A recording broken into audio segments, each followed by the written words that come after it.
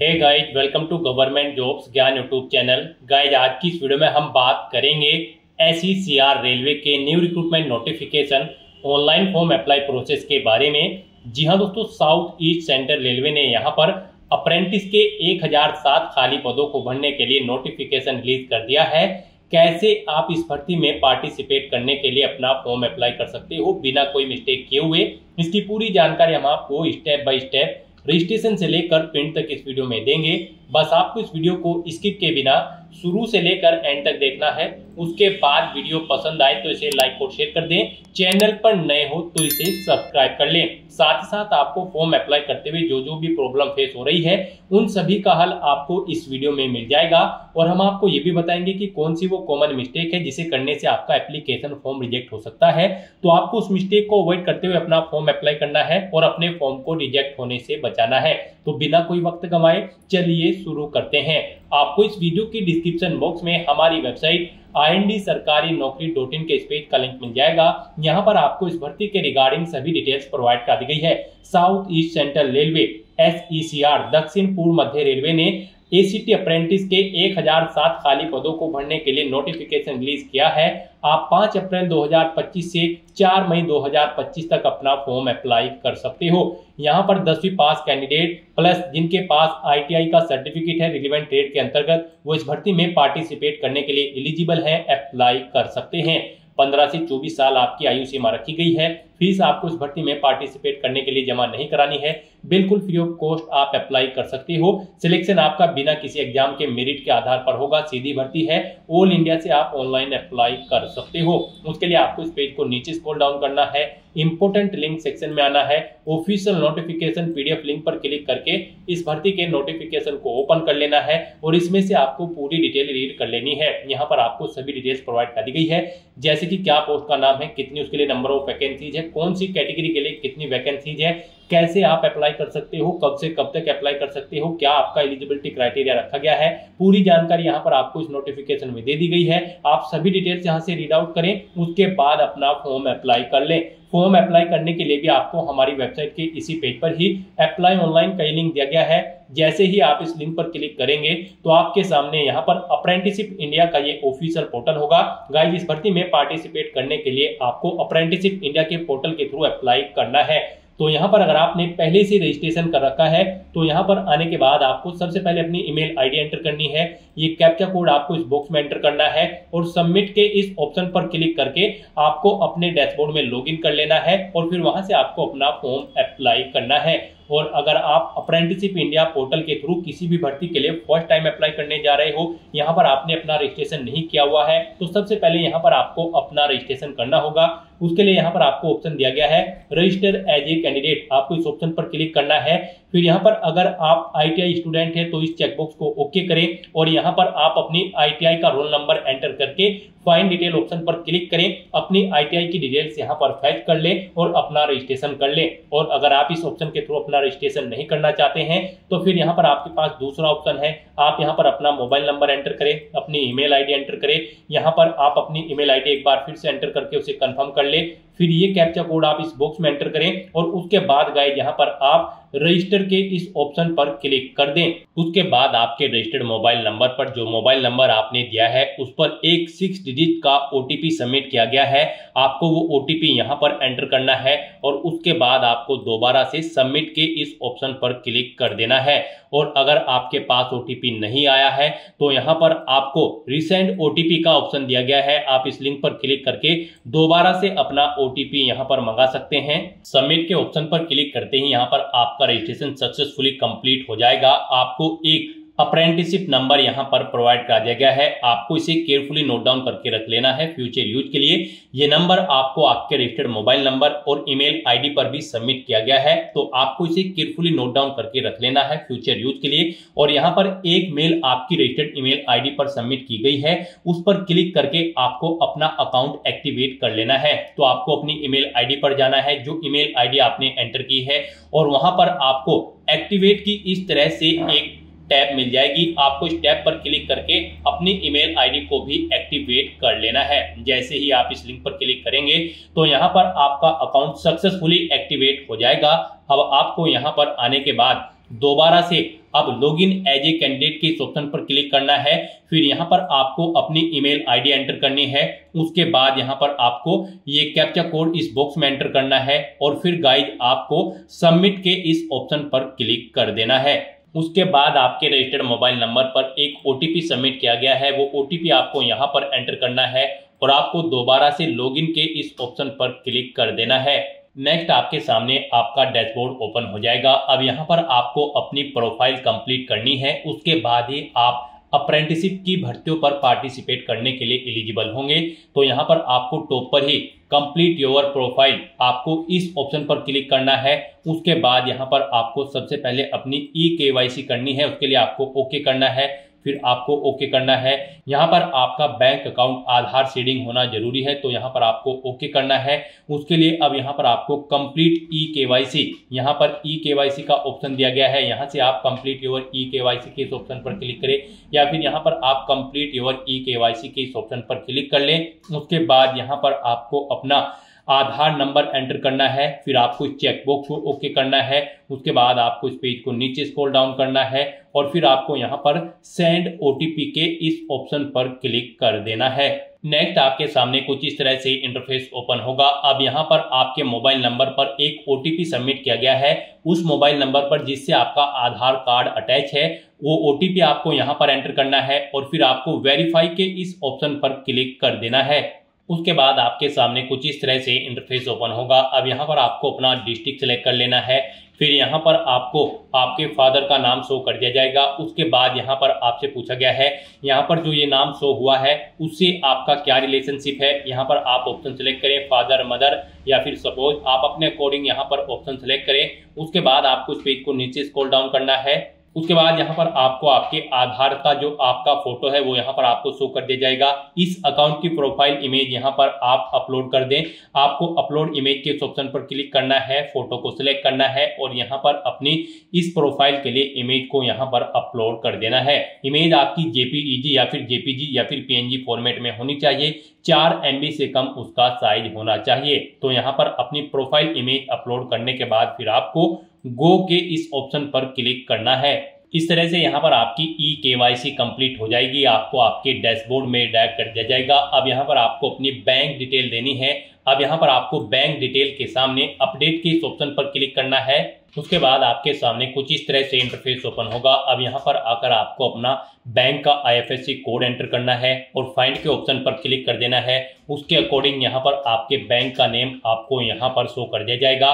फिर यहाँ पर आपको अपना अकाउंट नंबर एंटर करना है। वही अकाउंट नंबर आपको एक बार फिर से एंटर करके उसे कंफर्म कर लेना है।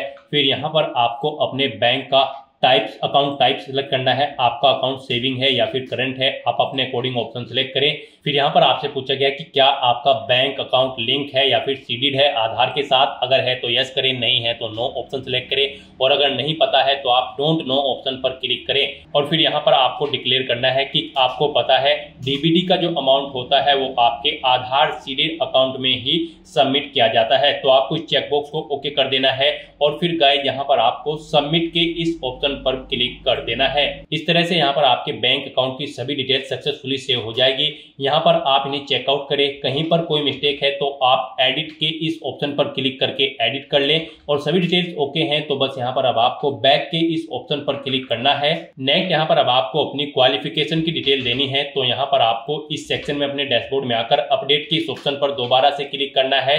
नेक्स्ट आपके सामने कुछ इस तरह से इंटरफेस ओपन होगा। अब यहाँ पर आपको अपनी एजुकेशन डिटेल देनी है।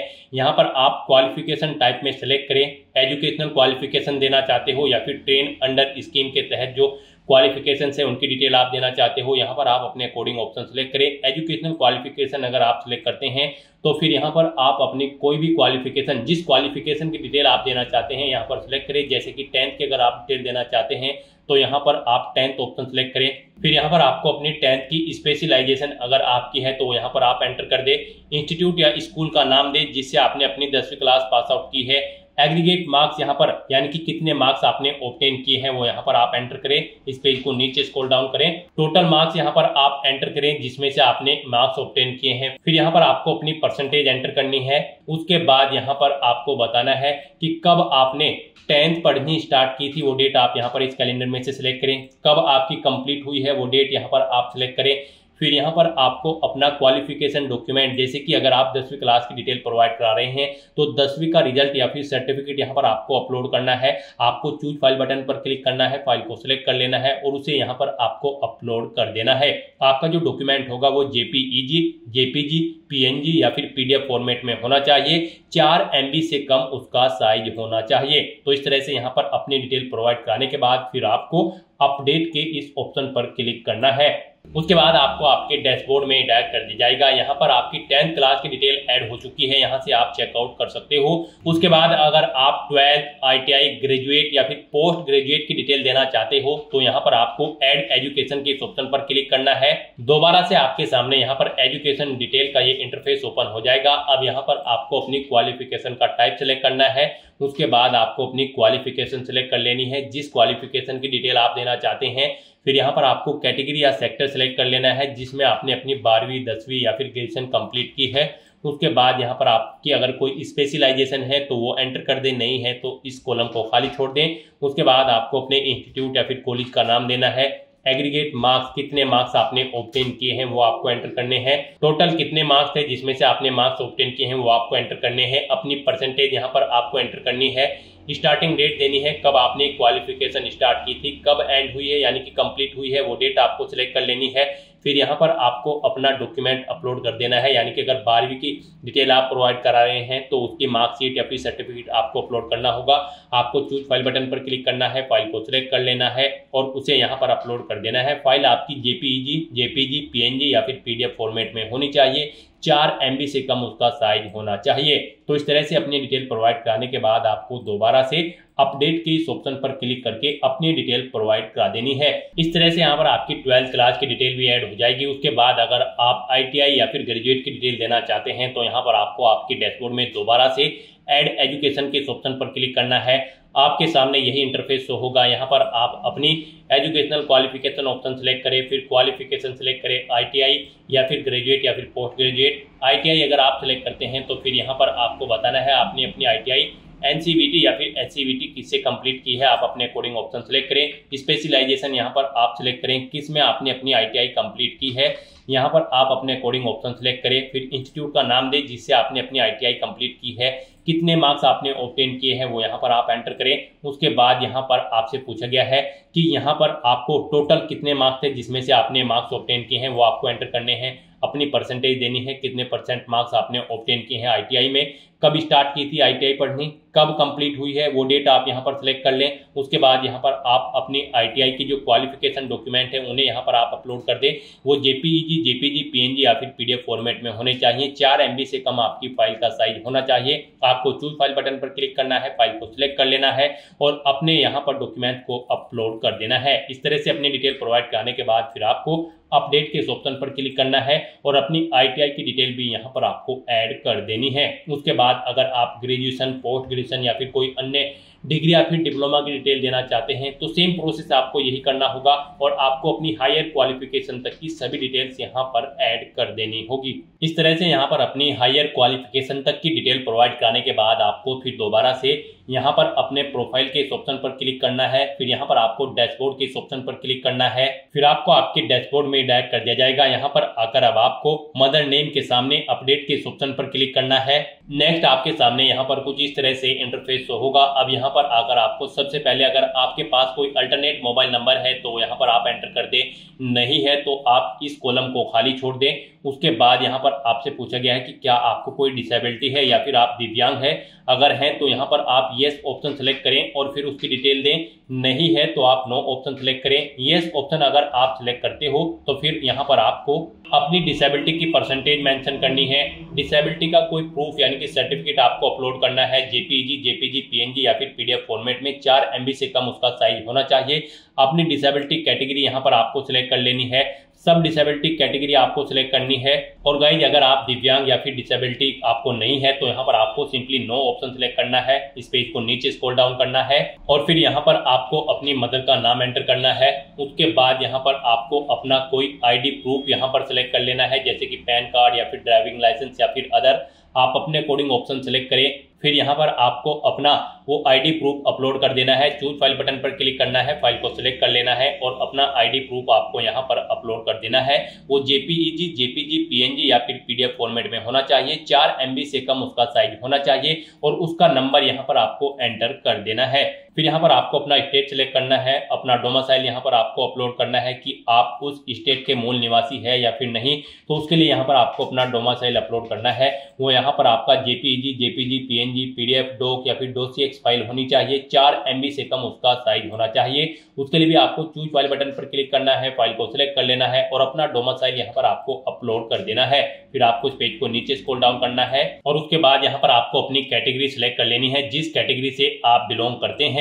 उसके बाद यहाँ पर आपको अपना एड्रेस एंटर करना है। गाइस यहाँ पर एक एड्रेस आपके आधार से अटैच करके ऑटोमेटिकली फिल कर दिया गया है। इसके अलावा अगर आपका कोई और एड्रेस है तो वो यहाँ पर आप एंटर कर दें। और फिर गाइस यहाँ पर आपको इस पेज को नीचे स्क्रॉल डाउन करना है। फिर यहाँ पर आपको अपने सिग्नेचर अपलोड करने हैं। सिग्नेचर यहाँ पर आपके जेपीजी, जेपीजी या फिर पीएनजी फॉर्मेट में होने चाहिए। 4 MB से कम उनका साइज होना चाहिए। आपको चूज फाइल बटन पर क्लिक करना है, फाइल को सिलेक्ट कर लेना है और अपने सिग्नेचर्स को यहाँ पर अपलोड कर देना है। उसके बाद अगर आप अपने बारे में कुछ इन्फॉर्मेशन देना चाहते हैं तो यहाँ पर इस बॉक्स में आप प्रोवाइड करा सकते हैं। इस तरह से अपनी डिटेल यहाँ पर फिल करने के बाद फिर आपको अपडेट के इस ऑप्शन पर क्लिक करना है। इस तरह से आपकी डिटेल सक्सेसफुली सेव हो जाएगी। फिर आपको अपने प्रोफाइल के इस ऑप्शन पर क्लिक करना है, दोबारा से डैशबोर्ड के ऑप्शन पर क्लिक कर देना है। उसके बाद आपको आपके डैशबोर्ड में ही डायरेक्ट कर दिया जाएगा। यहाँ पर आप चेकआउट कर सकते हो, आपकी जो प्रोफाइल है वो सक्सेसफुली कंप्लीट हो चुकी है, 100% कंप्लीट हो चुकी है। अब यहाँ पर आप एलिजिबल हैं ITI अप्रेंटिस की किसी भी भर्ती में पार्टिसिपेट करने के लिए। जो भर्तियां यहाँ पर अप्रेंटिसशिप इंडिया पोर्टल के थ्रू भरी जाएंगी,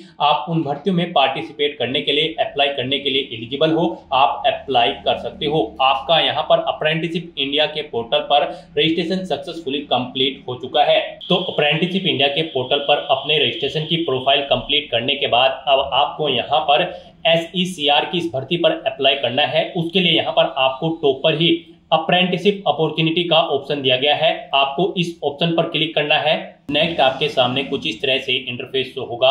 अब यहाँ पर आने के बाद आपको अपने डैशबोर्ड में सर्च बाय एस्टेब्लिशमेंट नेम के इस कॉलम में आना है। यहाँ पर आने के बाद आपको south East Central railway type करना है। उसके बाद यहाँ पर आपके सामने साउथ ईस्ट सेंट्रल रेलवे के ये ऑप्शन शो होंगे। गाइस यहाँ पर आपको 2 ऑप्शन है, South East Central Railway Nagpur और South East Central Railway Nagpur, same दोनों। यहाँ पर आपको इनमें से किसी भी ऑप्शन पर क्लिक कर देना है। उसके बाद यहाँ पर आपके सामने वैकेंसी शो हो जाएगी। ट्रेड वाइज यहाँ पर आपके सामने वैकेंसी शो होंगी, जैसे कि carpenter, Turner, electronics mechanic, wireman. यहाँ पर सभी ट्रेड की वैकेंसीज आपके सामने शो कर दी गई है। यहाँ पर हम आपको बता दें 2024 का कोरिंगनम नोटिस यहाँ पर चेंज हुआ है, इसलिए यहाँ पर आपको पोस्टेड डेट 28/10/2024 शो होगा। लेकिन अगर आप चेकआउट करना चाहते हैं कि क्या यहाँ पर ये इसी भर्ती की वैकेंसीज है, तो उसके लिए आप किसी भी ट्रेड की वैकेंसी के सामने व्यू के ऑप्शन पर क्लिक करें और यहाँ पर आने के बाद आप चेकआउट कर लें।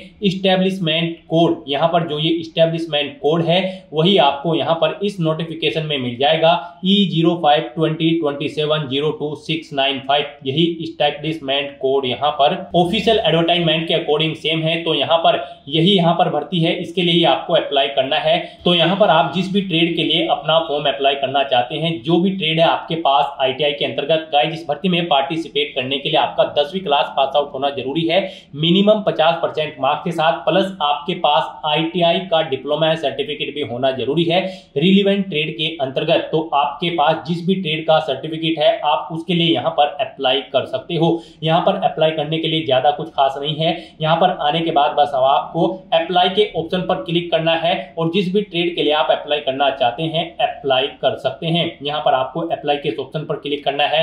फिर यहाँ पर आपको लोकेशन में एनी लोकेशन या फिर प्राइमरी लोकेशन ऑप्शन सेलेक्ट कर लेना है। उसके बाद यहाँ पर आपको ओके करना है। उसके बाद यहाँ पर आप जिस ट्रेड के लिए अप्लाई करना चाहते हो सक्सेसफुली अप्लाई हो जाएगा। यहाँ पर आपको मैसेज शो कर दिया जाएगा आप सक्सेसफुली अप्लाई कर चुके हो, और जिस ट्रेड के लिए आपने अप्लाई किया है उसके सामने आपको ऑलरेडी अप्लाइड शो हो जाएगा। तो इस तरह से यहाँ पर आप जिस भी ट्रेड के लिए अप्लाई करना चाहते हो अप्लाई कर सकते हो। और उसके बाद अगर आप चेकआउट करना चाहते हो कि यहाँ पर आप किस किस भर्ती के लिए अप्लाई कर चुके हो, तो आपको अपने प्रोफाइल के ऑप्शन पर क्लिक करना है और डैशबोर्ड ऑप्शन पर क्लिक कर देना है। अपने डैशबोर्ड में आने के बाद आपको एप्लीकेशंस के ऑप्शन पर क्लिक करना है। यहाँ पर आपको शो कर दिया गया है जिस जिस भर्ती के लिए आप अप्लाई कर लोगे वो यहाँ पर आपको शो कर दी जाएगी। यहाँ से आप चेकआउट कर सकते हो जिस जिस भर्ती के लिए आप अप्लाई कर चुके हो। तो दोस्तों ऐसे आप south East Central railway apprentice के 1007 खाली पदों के लिए अपना फॉर्म अप्लाई कर सकते हो बिना कोई मिस्टेक किए हुए। आज की इस वीडियो में बस इतना ही। आई होप ये वीडियो आपको पसंद आई होगी। अगर पसंद आई हो तो इसे लाइक और शेयर करें। चैनल पर नए हो तो इसे सब्सक्राइब कर लें। Thanks for watching.